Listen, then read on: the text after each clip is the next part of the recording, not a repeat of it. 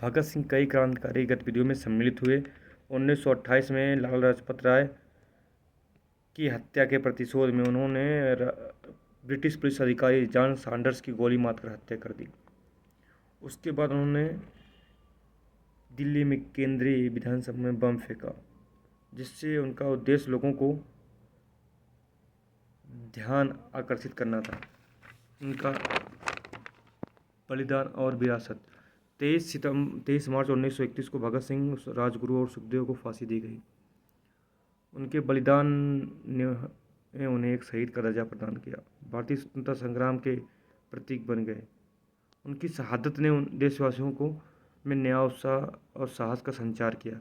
भगत सिंह का जीवन काल हमें यह सिखाता है, किसी भी परिस्थिति में अन्याय के खिलाफ लड़ना चाहिए और सत्य का साथ देना चाहिए। प्रारंभिक जीवन काल ही मतलब कठिनाइयों में बीता, और वो एक उनके पिता और चाचा जो थे वो पहले से ही गदर पार्टी नामक की जो चली थी आंदोलन, उसमें शामिल थे। तो उनमें देशभक्ति की भावना शुरू से ही, बचपन से ही देखी जा रही थी। भगत सिंह के दोस्त बताते हैं ना, उनके अंदर किताबें पढ़ने का और नॉलेज का बहुत तगड़ा एक भंडार जैसा था, और उनके विचार जो थे बहुत ही अच्छे विचार थे। उन्होंने एक विचार बताया था अपना कि बम और पिस्तौल से क्रांति नहीं आती, क्रांति की तलवार विचारों की शान पर तेज पड़ती है। भगत सिंह का एक और नारा था, शोरों सो पहचानिए जो लड़े दीन के हित, पुरजा पूजा कट मरे कभू न छोड़े खेत। इसका मतलब ये है कि जो दीन दुखिया हैं उनकी सहायता करो, और अपने धर्म को छोड़ो मत, लगातार मेहनत करते रहो। भगत सिंह ने एक सपना देखा था, फ्रांस और जर्मनी आपस में युद्ध नहीं लड़ेंगे, वो बल्कि अपने में व्यापार करेंगे, जिसको हम जेनीरात प्रोग्रेस के नाम से जाने जाते हैं।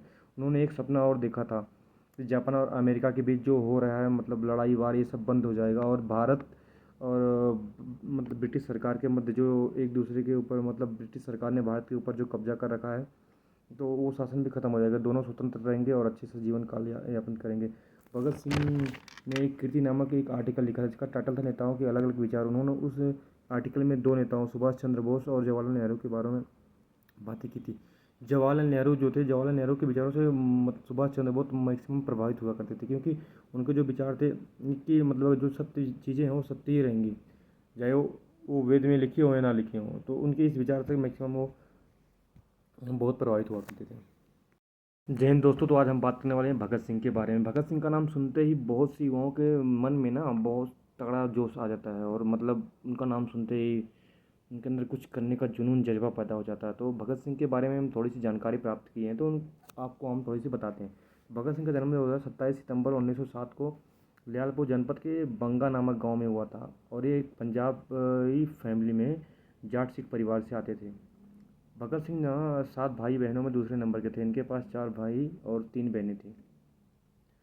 भगत सिंह का नाम उस समय क्रांतिकारी लिस्ट में जुड़ा जब इन्होंने बहुत सारी गतिविधियों को अंजाम दिया और अपने देश के लिए एक बलिदान दिया, जिस बलिदान को आज भी लोग याद करते हैं।